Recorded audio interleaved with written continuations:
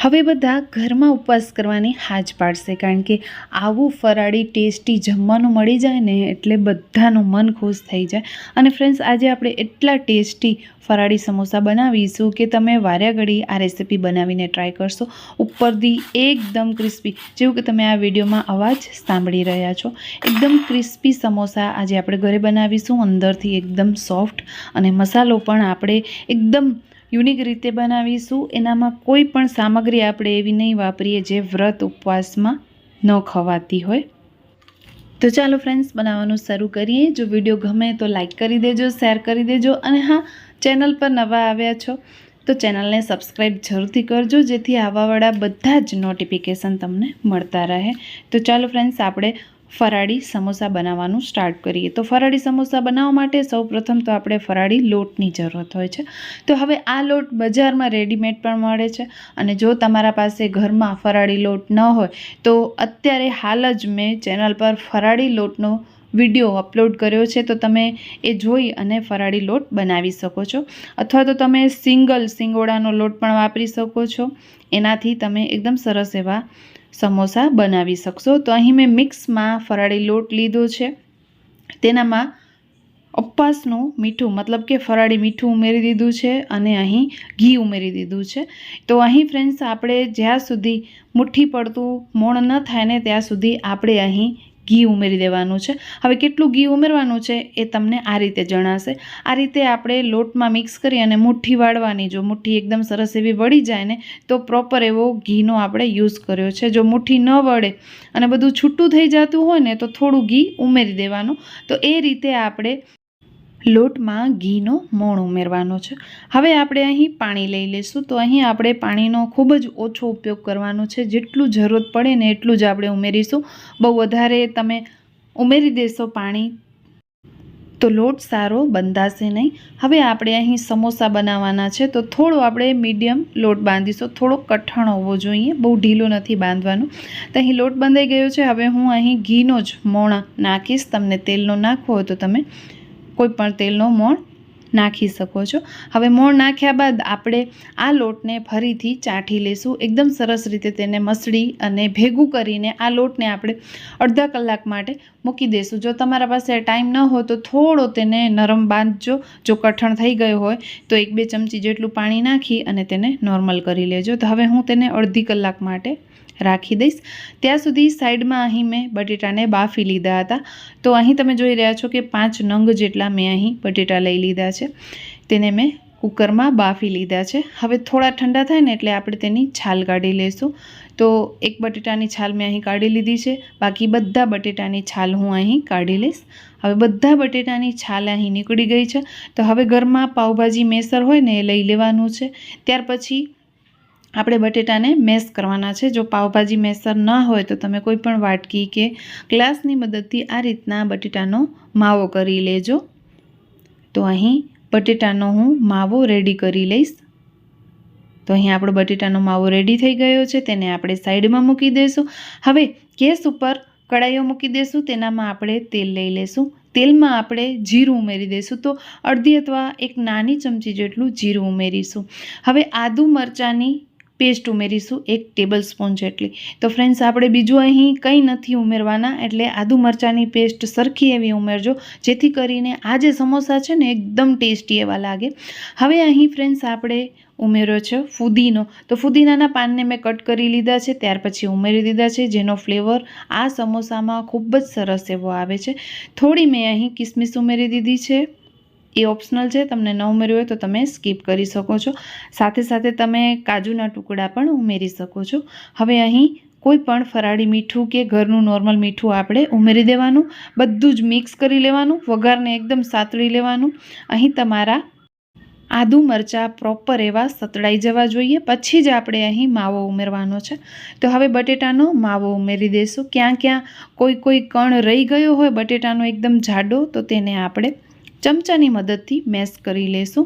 તો અહીં આપણે મિક્સ કરી લેશું. 1-2 ઇન્ગ્રીડિયન્ટ આપણે પાછળથી ઉમેરીશું, જેનો ટેસ્ટ આ બટેટાના માવામાં ખૂબ જ સરસ એવો આવે છે. તમને બિલકુલ એવું નહીં લાગે ફ્રેન્ડ્સ કે તમે ફરાળી સમોસા ખાઈ રહ્યા છો.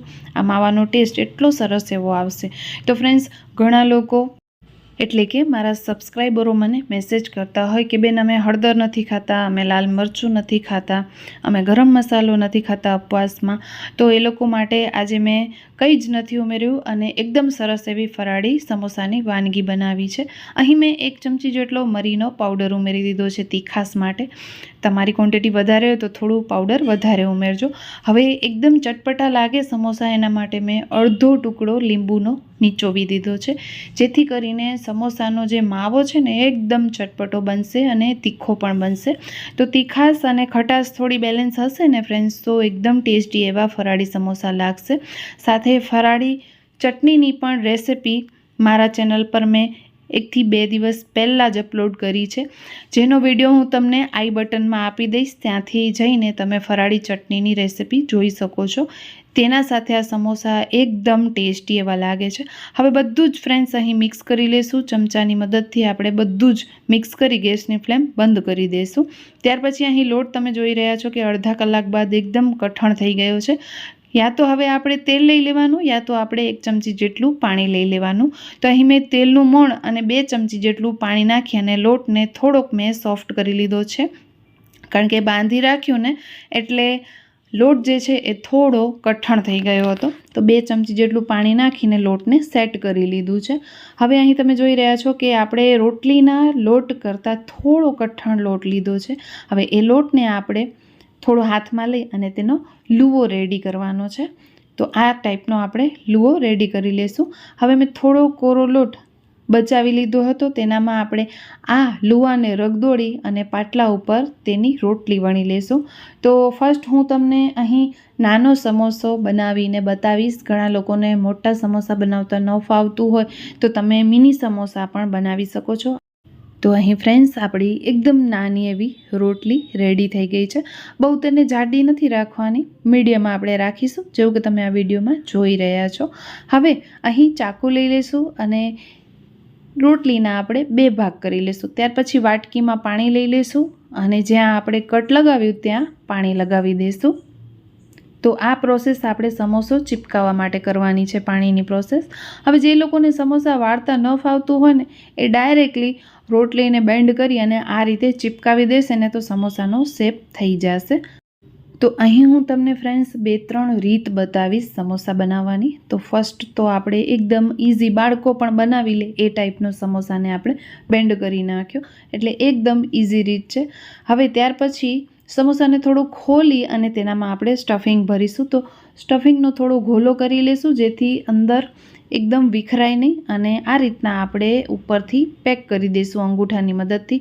ત્યાર પછી હથેળીમાં રાખી અને થોડું સમોસાને દબાવી દઈશું, એટલે માવો જે છે એ બધી જગ્યાએ સરસ એવો સ્પ્રેડ થઈ જાય. તો અહીં આપણો એકદમ મિની નાનો સમોસો બનીને બિલકુલ રેડી છે.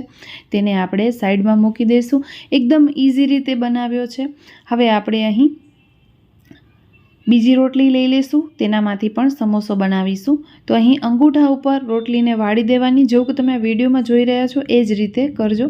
અને થોડું ત્યાં પાણી લગાવી દેવાનું અને બીજો જે પડ છે ને તેને વાળી દેવાનું, એટલે આપણો એકદમ સરસ એવો સમોસો બનીને રેડી થઈ જશે. તો આ મેં અલગ રીતે વાર્યો છે, જે આપણે રેગ્યુલર વારતા હોઈએ એ રીતે, અને તેનામાં પણ મેં સ્ટફિંગ ભરી દીધું છે. હવે ફરી પાછું કિનારીઓ ઉપર પાણી લગાવી દેવાનું. તો પહેલો જે સમોસો મેં વાળ્યો ને તેની કિનારીઓ ઉપર પાણી નહોતું લગાવ્યું, અહીં મેં પાણી લગાવ્યું છે, છતાં પણ આ સમોસો તેલમાં છૂટો નહીં પડે. હવે તેને એકદમ સરસ રીતે ફ્રેન્ડ્સ આપણે દબાવી દેવાનું છે, જેથી કરીને માવો બધી જગ્યાએ ઇક્વલ થઈ જાય. આ આપણો બીજો સમોસો પણ બનીને બિલકુલ રેડી છે. હવે આ નીચે જે તમે જોઈ રહ્યા છો કે અલગ અલગ બધી ઝાલરો લટકે છે, તો એ ઝાલરો તમને ન જોઈતી હોય તો તેને વાળી દેવાની, અથવા તો ન ફાવતી હોય તો ચાકુથી કટ કરી દેવાની અને થોડું દબાવી દેવાનું, એટલે સમોસો તેલમાં ખુલે નહીં. તો અહીં આપણો એકદમ તમે જોઈ રહ્યા છો કે શેપમાં સારો એવો સમોસો બનીને બિલકુલ રેડી થઈ ગયો છે. તેને આપણે સાઈડમાં મૂકી દઈશું. હવે મોટા સમોસા બનાવીશું. એ જ પ્રોસેસ આપણે અહીં રિપીટ કરીશું. લુઓ બનાવી લઈશું અને ત્યાર પછી લોટમાં, એટલે કે ફરાળી લોટમાં જ રગદોળી લઈશું અને ત્યાર પછી તેની મોટી રોટલી વણી લઈશું. તો ફ્રેન્ડ્સ અહીં હું થોડો વિડીયો સ્કીપ કરીશ અને ફ્રેન્ડ્સ રોટલી મોટી વણાઈ ગઈ છે, તેને વચ્ચેથી કટ લગાવી લઈશું. અને તેને હાથમાં લઈ ફરી પાછું આપણે સમોસાને વાળીશું, બેન્ડ કરીશું. તો આ જે મેં બીજી રીત બતાવીને એ જ મેં રિપીટ કરી છે. તો આ રીતના આપણે મોટો સમોસો પણ વાળી લઈશું. બંને જગ્યાએ આપણે પાણી લગાવી અને મોટા સમોસાને વાળી લેવાનું અને ત્યાર પછી આપણે તેનામાં સ્ટફિંગ ભરીશું. તો આ સમોસાને ફ્રેન્ડ્સ આપણે બજાર જેવો લુક આપીશું. તો બજારમાં જે રીતે સમોસાને વાળતા હોય ને એ રીતે જ હું તમને વાળીને બતાવીશ. તો ફ્રેન્ડ્સ અહીં મોટો સમોસો છે ને તો તેનામાં આપણે સ્ટફિંગ થોડું વધારે લેવાનું છે. તો અહીં મેં સ્ટફિંગ ભરી દીધું છે અને હવે આપણે તેની ઉપરની જે લેયર છે તેના ઉપર પાણી લગાવીશું અને તેને આપણે વાળી દઈશું. આ રીતના આપણે સમોસાને પેક કરી લઈશું. પહેલાં આપણે હંમેશા સમોસાને પેક કરી લેવાનું, ત્યાર પછી તેનામાં કોઈ પણ ડિઝાઇન આપી હોય ને તો ડિઝાઇન આપવાની. તો હવે 2 હથાળીની વચ્ચે રાખી અને ઉપરથી થોડું દબાવીશું એટલે મસાલો બધો જ સમોસામાં સ્પ્રેડ થઈ જશે. હવે આપણે તેનામાં ડિઝાઇન બનાવીશું. તો આ રીતના જે લાસ્ટની વધેલી પડ હોય ને રોટલીની તેને આપણે આ ટાઈપની વાળતી જવાની છે, મતલબ કે તેની ઝાલર બનાવવાની છે કે તેની ઓંટી વાળવાની છે. તો આ રીતના કરશો ને એટલે હળવા હાથે કરશો એટલે એકદમ સરસ એવો સમોસો બનીને બિલકુલ રેડી થઈ જશે. તો અહીં મેં બધા જ સમોસા રેડી કરી લીધા છે. સાઈડમાં તેલને પણ ગરમ કરવા માટે મૂકી દીધું હતું. તેલ એકદમ સરસ એવું ગરમ થઈ ગયું છે અને હવે મેં ગેસની ફ્લેમ ધીમી કરી દીધી છે અને હવે આપણે હળવા હાથે સમોસાને તેલમાં ઉમેરીશું. તો અહીં હું 3 નંગ જેટલા સમોસા અહીં પહેલાં ઉમેરીશ, તેને તળી લઈશ, પછી બીજા સમોસા અહીં ઉમેરીને તળી લઈશ. તો 2 મોટા સમોસા ઉમેર્યા છે, એક નાનો ઉમેર્યો છે. હવે સમોસા એક સાઈડથી થોડા તળાઈ જાય ને એટલે આપણે અહીં તેને પલટી દેવાના છે. અને જો ન ખબર પડતી હોય તો જ્યારે ફ્રેન્ડ્સ આપણે સમોસો એડ કરીશું ને ત્યારે એકદમ બબલ્સ થવા માંડશે. એ બબલ્સ થોડા ઓછા થઈ જાય ને એટલે તેની સાઈડ પલટી દેવાની. તો અહીં બીજી સાઈડ પણ હું તેને પલટી દઈશ અને ટર્ન બાય ટર્ન આપણે સમોસાને પલટી અને એકદમ સરસ એવા તેને ફ્રાય કરી લઈશું. સાથે લીલા મરચાં ધોઈ અને વચ્ચેથી ચીર્યું કરી તેને પણ આપણે તળી લઈશું. તો ફરાળી સમોસા સાથે મરચાં તળેલા એકદમ ટેસ્ટી એવા લાગતા હોય છે. તો સમોસાને આપણે બહાર કાઢી લઈશું. તેનો પડ એકદમ સરસ એવો ક્રિસ્પી થઈ ગયો છે. તો એ રીતના જ આપણે બીજા સમોસાને પણ તળી લઈશું અને તેને સર્વ કરીશું લીલી ફરાળી લસણની ચટણી સાથે. તો આ ચટણી સાથે તમે સમોસા ખાશો ને ફ્રેન્ડ્સ એટલે તમે બજારના અનેક સમોસા ભૂલી જાશો, એટલા આ ટેસ્ટી બને છે અને ક્રિસ્પી પણ એટલા જ બને છે.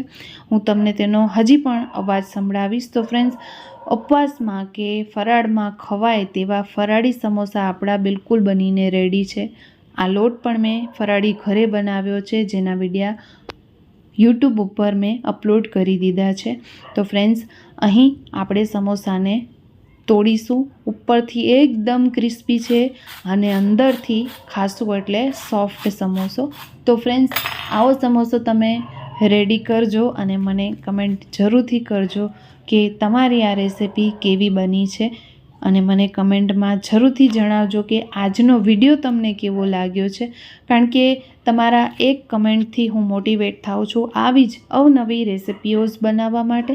તો ફ્રેન્ડ્સ, આપણે ફરી મળીશું એક આવા જ નવા વિડીયો સાથે, એક આવી જ નવી રેસિપી સાથે. ત્યાં સુધી રજા લઈશું, ફરી મળીશું. ત્યાં સુધી આવજો બધા. જય Shri Krishna. Thank you for watching this video.